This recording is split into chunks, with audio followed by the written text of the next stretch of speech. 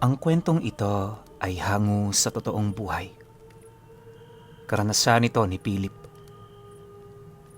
Taong 1965, Patnongon, Antique.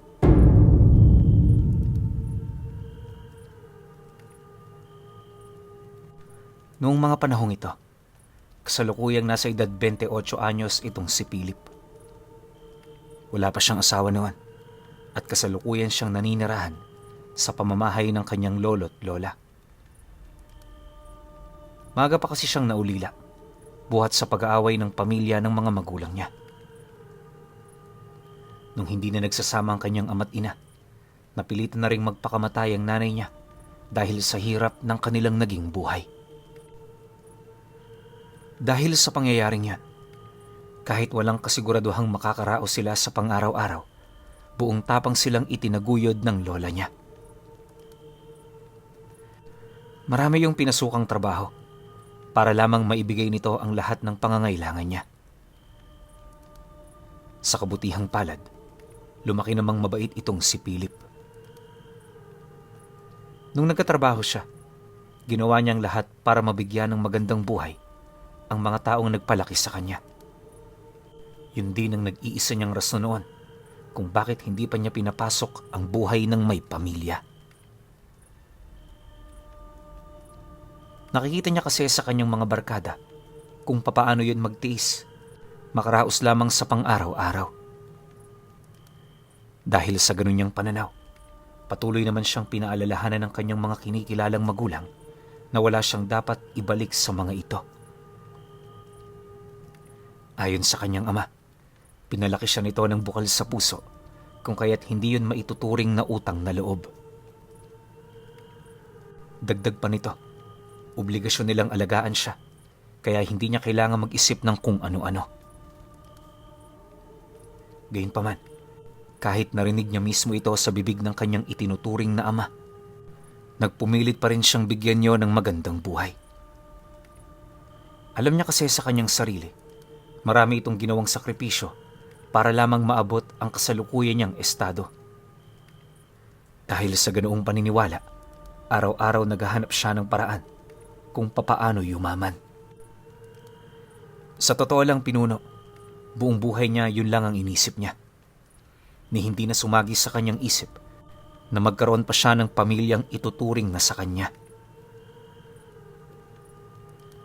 Sa paglipas ng mga taon at buwan, dahil sa medyo mataas din ang kanyang pinag-aralan, nagkaroon siya ng magandang trabaho sa lugar nila.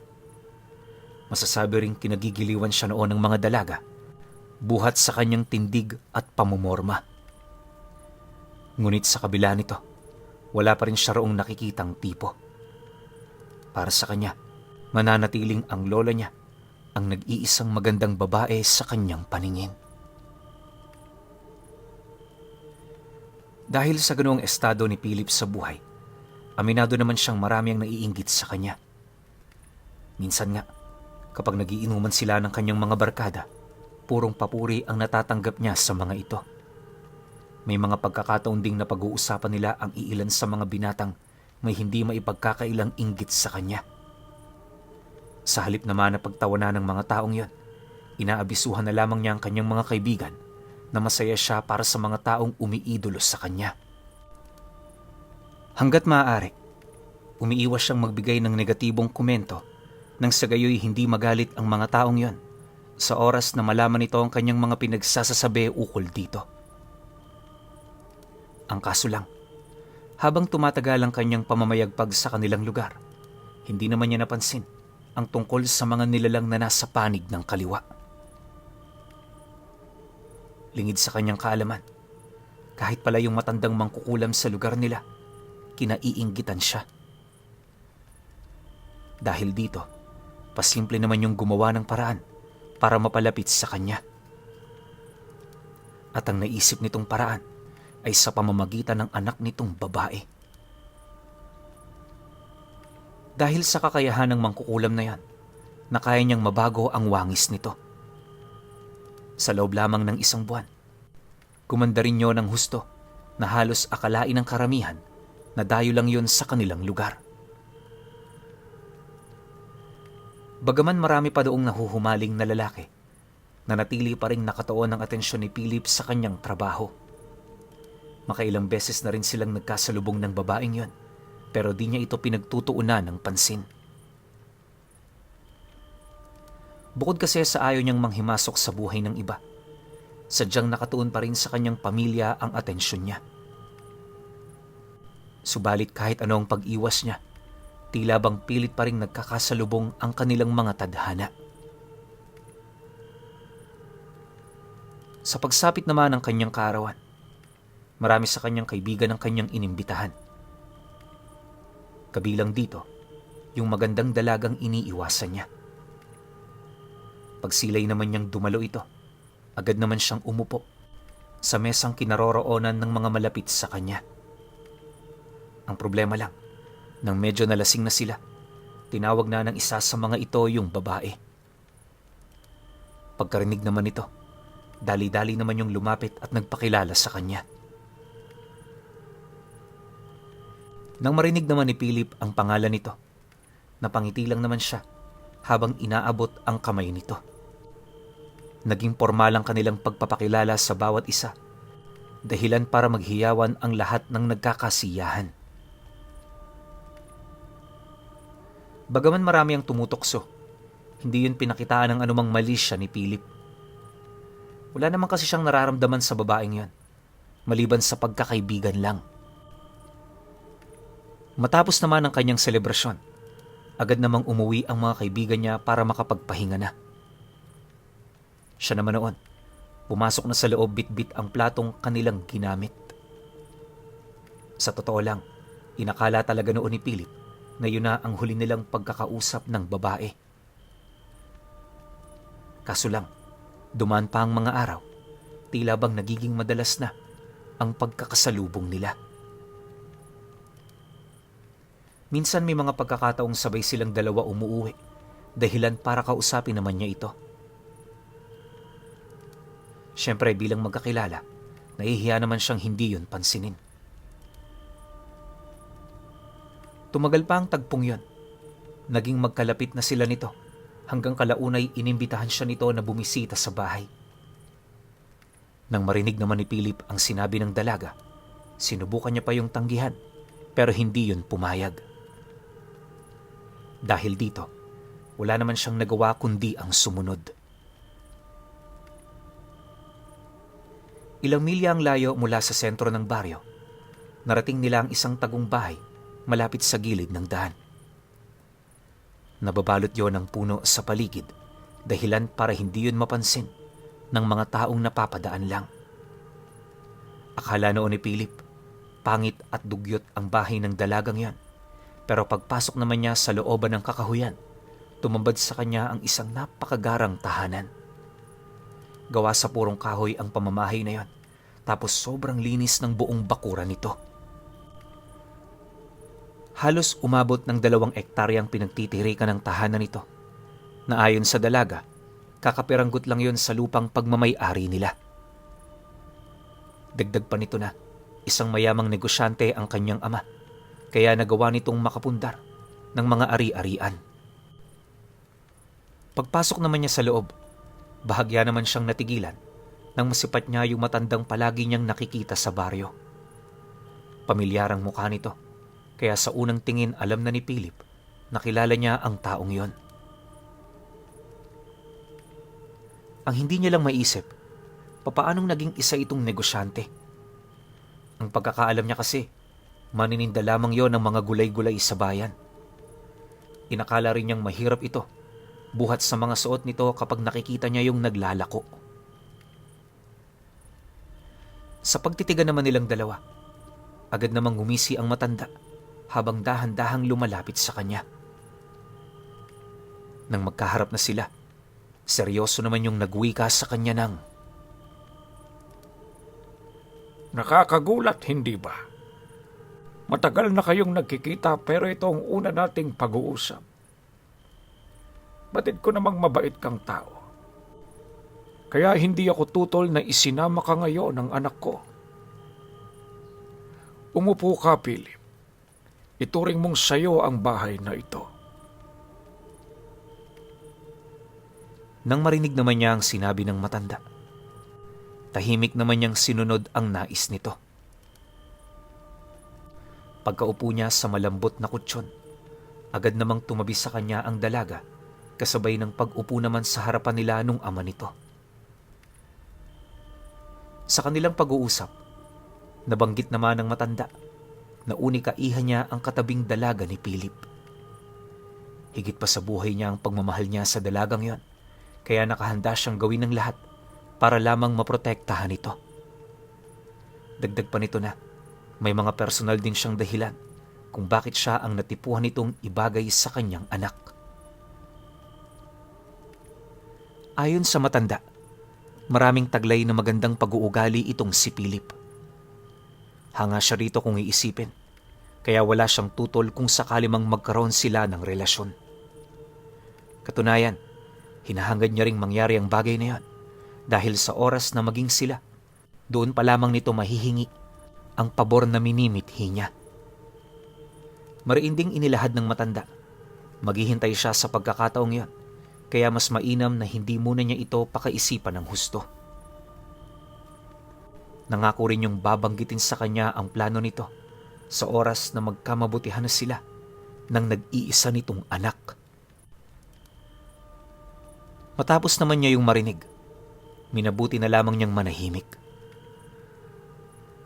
Sa mga oras kasi na yan, may isang bagay na bumabagabag sa kanyang isipan. At yun ay walang iba, kundi ang tungkol sa anak nitong minsan na niyang nasilayan. Maya-maya pa, nang magkaroon na siya ng lakas ng loob para itanong ito, seryoso naman niya itong inilahad sa matanda. Dahil sa kanyang sinabi, maging ang dalaga noon, hindi maipagkakailang nagulat sa mga katagang lumabas sa kanyang bibig. Maya-maya pa, maigi naman itong pinag-isipan ng matanda bago yun sumagot sa kanya. Hindi naglaon. Nang muling magpang-abot ang paningin nila, agad naman itong inalis sa kanyang anak ang engkantasyong nagkukubli sa tunay nitong itsura. Dahil dito, agad naman yung napansin ni Philip dahilan para mahiya sa kanya ang dalaga. Ang buong akala kasi nito, hindi niya yun tipo buhat sa hindi naman yun gaanong kagandahan. Ngunit nang akmang aalis na yun sa kanyang kinaroroonan, agad naman niya yung hinawakan sabay wika sa tatay nito nang, "Hindi sa itsura na babase ang lahat. Ang kagandahan kumukupas. Ang kabutihan ng loob walang hanggan. O aaminin ko, may pagtingin ako sa anak ninyo. Pero noon, nagdadalawang isip pa ako dahil may humahadlang pa sa kagustuhan kong kilalanin pa siya ng gusto. Ngayong nalaman ko na ang lahat, formal ko sanang ipagtatapat sa inyo ang panliligaw ko sa anak ninyo. Matagal na rin ako nag-iisa, kaya hindi na ako magpapaligoy-ligoy pa." Dahil sa kanyang sinabi, agad naman yung ikinagulat ng matanda. Di man ito nagsasalita, bakas sa mukha nito ang matinding kasiyahan, buhat sa mga kataga nitong narinig mula sa kanya. Makalipas pa ang ilang minuto, walang pagdadalawang isip naman yung sumang-ayon sa kanyang sinabi. Sa paglipas pa ng mga araw at buwan, napakasigla ni Philip. Araw-araw, walang kapaguran siyang nagtatrabaho noon para sa kanyang mga magulang at kasintahan. Suportado naman ito ang lahat ng kanyang mga hilig, kaya minsan hindi pa sila nagkaroon ng alitan. Tampuhan meron, pero yung sagutan na magkakapikunan na sila, hindi pa yun nangyayari. Bukod kasi sa nauunawaan nila ang bawat isa, may mga limitasyon din ang mga salita nilang binibitawan kapag sila'y merong hindi pagkakaunawaan. Pagtungtong naman ng ikaunang anibersaryo ng pagiging magkasintahan nila, doon niya na ito ipinagtapat sa kanyang mga magulang.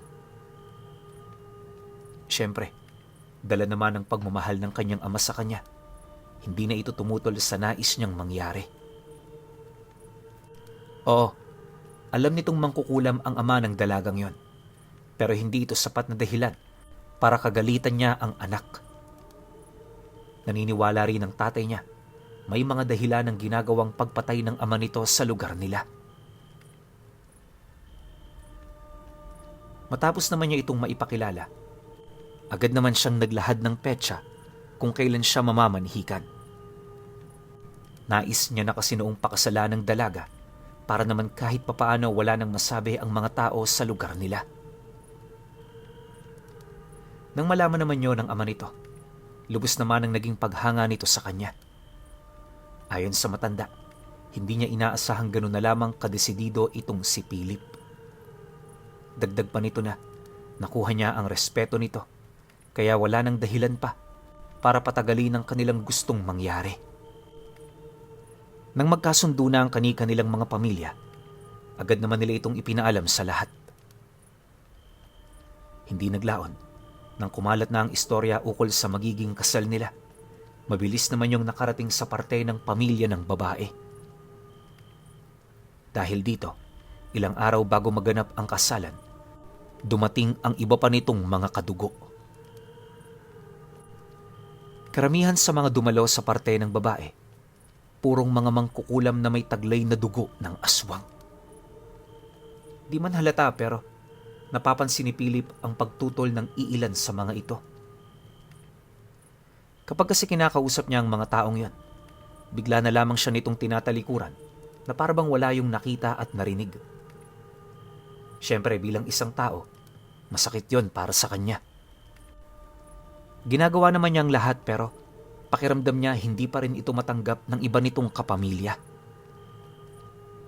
Dahil sa pangyayaring yon, agad naman niyang kinausap ang ama ng dalaga. Nang marinig naman ito ang hinaing niya, mariin naman siya nitong inabisuhan na walang dapat na ipag-alala. Nangako rin yun sa kanya na ito ang haharap sa mga kamag-anak nitong tutol sa kanila. Sa pagsapit naman ng araw ng kanilang kasal, naging maayos naman ang lahat. Masaya silang nagkaisang dibdib, kaya hindi na inakala noon ni Philip na may mangyayari pagtungtong ng gabi. Naisip niya kasing tanggap na siya ng lahat, kaya aminado naman siyang nakampante siya hanggang sa bigla na lamang siyang nakaramdam ng paninikip ng kanyang dibdib sa kasagsaga ng pakikipag-inuman niya. Ang huli niyang naalala noon, binigyan lang siya ng tubig ng isa sa mga tiyuhin ng kanyang pinakasalan.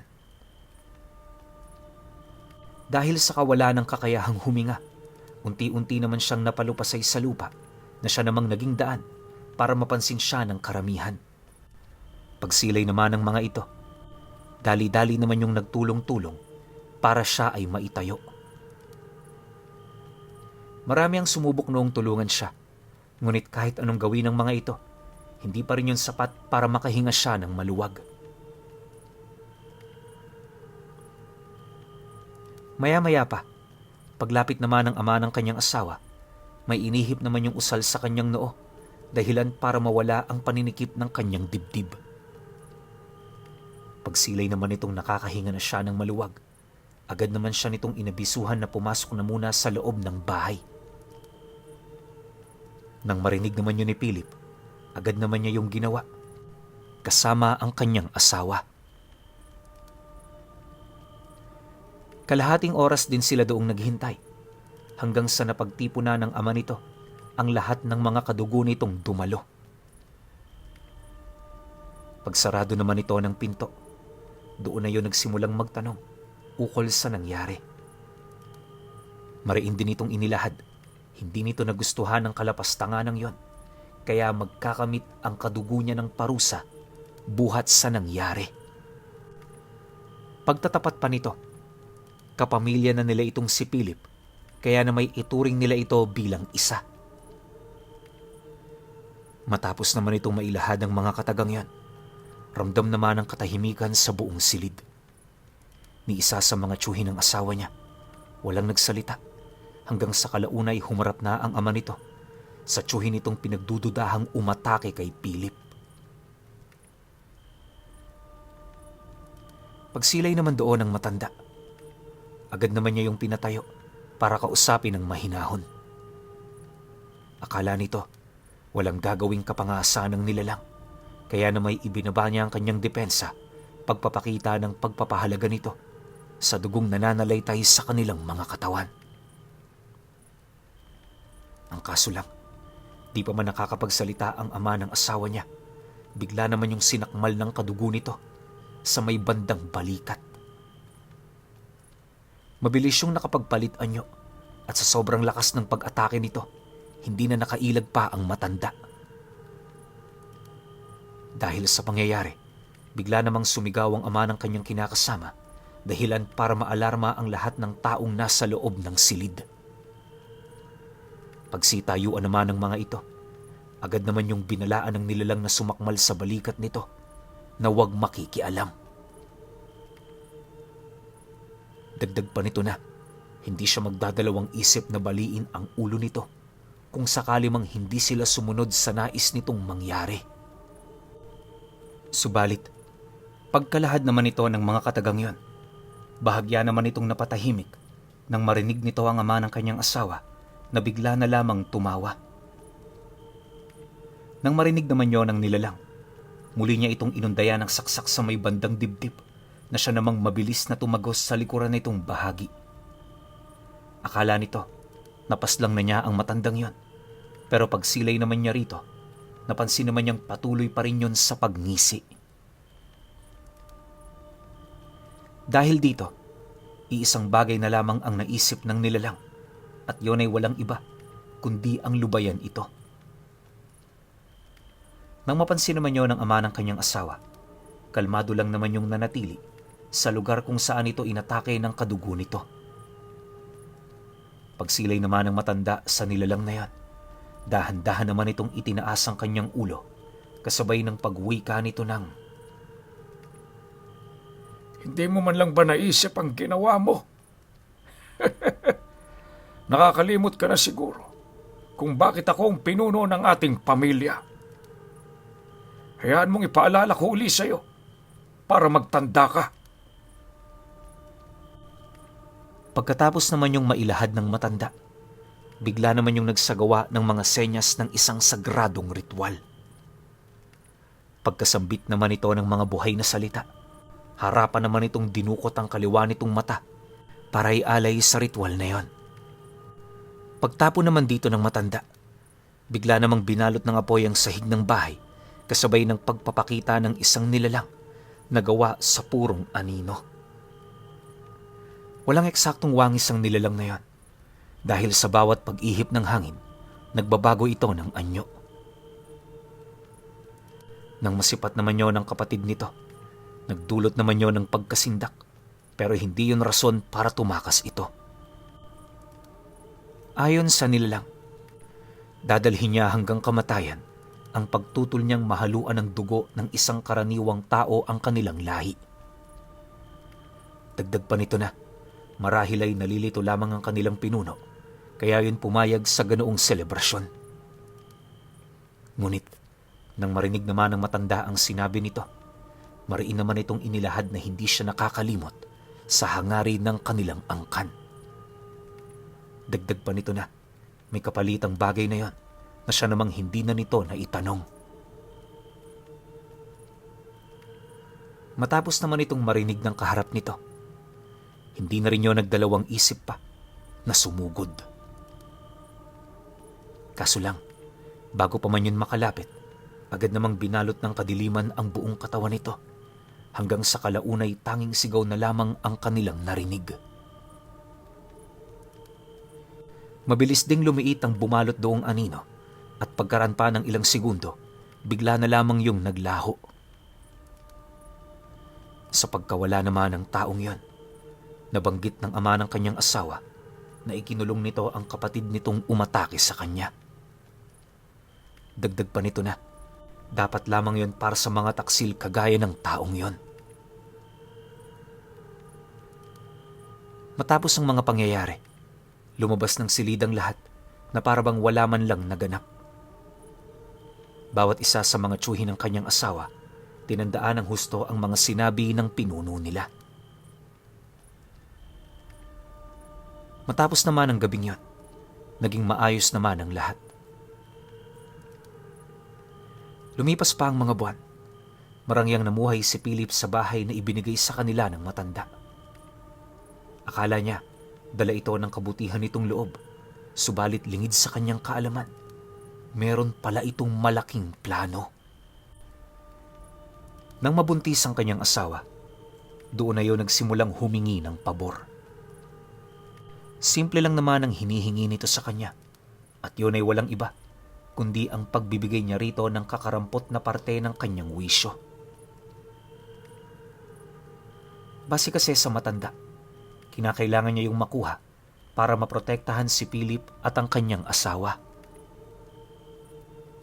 Dala naman ang kanyang kamangmangan pagdating sa lihim na karunungan, napilitan siyang paunlakan ito sa nais niyang mangyari. Ilang araw pa ang lumipas, magmula noong naibigay niya ang kakarampot na parte ng kanyang wisyo, may napansin na siyang grupo ng mga aswang na maya't maya ang pagbisita sa kanila. Tanging ang ama lang ng kanyang asawa ang kausap nito, dahilan para makaramdam siya ng hinala. Napapansin niya kasi noon na kapag nataong pumunta ang mga nilalang na yon na kasama sila ng matanda, agad naman sila nitong pinapapasok ng bahay. Ilang beses na rin niyang naitanong ang tungkol dito, pero wala itong ibinigay na sagot. Hindi naglaon, laking gulat na lamang niya nang mabalitaan niya ang tungkol sa nangyaring labanan sa pagitan ng mga albularyo at aswang. Ang naging sanhi ng kaguluhang yon ay ang paghingi umano ng tulong ni Philip sa mga albularyo dahil sa ginawa niyang panggagambala sa mga ito. Nang malaman niya ang tungkol dito, halos hindi naman siya makapaniwala sa kadahilanang alam niya sa kanyang sarili na wala siyang ginawang ganun. Noong una, sinubukan niyang pigilan pa ang mga ito. Pero dahil sa panghaharang ng matanda, wala na rin siyang nagawa hanggang sa kalaunay nagwakas na ang nasabing kaguluhan. Kapalit ng pagkalipol ng isang buong angka ng mga aswang, ay ang pagkamatay naman ng bantog na albularyo sa kanilang lugar. Huli na rin niya nang malaman noon na ang albularyo pa lang yon ay ang mortal na kaaway ng matanda at ang malapit namang kaibigan ng lolo niyang tinuturing niyang ama. Maaaring kaya ito nagsakripisyo para sa kanya ay dahil sa malapit sila magmula pa noong bata siya. Masakit man yun para sa kanya, hindi niya piniling gumante. Ang tanging nasa isip na lang kasi niya noong mga oras na yon ay yung kapakanan ng kanyang anak. Ayaw niyang magkahiwalay silang dalawa dahil lamang sa pangyayaring hindi na niya maitatama pa. Bagaman may naitanim na galit, pinili niya yung patawarin. Sa paglipas pa ng mga taon, kahit papaano gumaan na rin ang kanyang kalooban para sa matanda. Yun nga lang, naging maingat na siya upang hindi na nito magamit ang panlilinlang na minsan nitong nagawa. Hindi nagtagal, inamin na rin sa kanya ng matanda ang dahilan nito kung bakit nito pinatay ang albularyong yon. Magmula kasi noong lumipat sila sa baryo, lamang na sa kahit anong aspeto ang albularyo. Kinaiinggitan niyo ng husto ng matanda hanggang sa kalaunay nakita nitong malapit dito ang batang si Philip. Matagal din yung naghintay hanggang sa tuluyan na nga itong magtagumpay. Dagdag pa nito na ang pagkapanalo niyang yon ay ipinagbunyi niya hanggang kamatayan niya. Nang malaman naman yun ni Philip, kibit balikat lang naman niya itong pinakinggan. Hindi na rin niya pinili pang magsalita dahil baka kung saan lang sila nito magpang-abot. Awa naman ng Diyos, dumanas ng katakatakot na sakit ang matandang yon bago ito lumisan. Para sa kanya, yun na ang hustisyang kanyang hinihintay na karapat dapat para sa isang mapanlinlang namang kukulam na aswang. Pero hindi niya maalis sa kanyang isipan na may nangyaring kaganapan na digmaang naganap dahil lang sa kapiranggot na wisyo.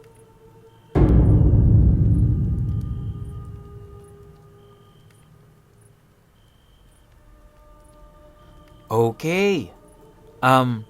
Opinyon ko sa kwento. Alam nyo, pinakadulo nito, medyo satisfying naman, no? Kasi alam naman nating lahat na namatay yung mangkukulam na yun na talagang pinahirapan siya ng Panginoon. Alam yung hirap nung ganito eh. Kasi tingnan nyo si Philip, sobrang bait ng tao na to. Diba, napakabait niya talaga as in. Pinatay na yung mga kadikit niya, yung kaibigan ng tinuturing niyang tatay, pero pinatawad niya pa rin. Tas nilinlang na siya namang kukulam na hindi talaga ganun yung itsura ng babaeng mapapangasawa niya, pero tinanggap niya pa rin.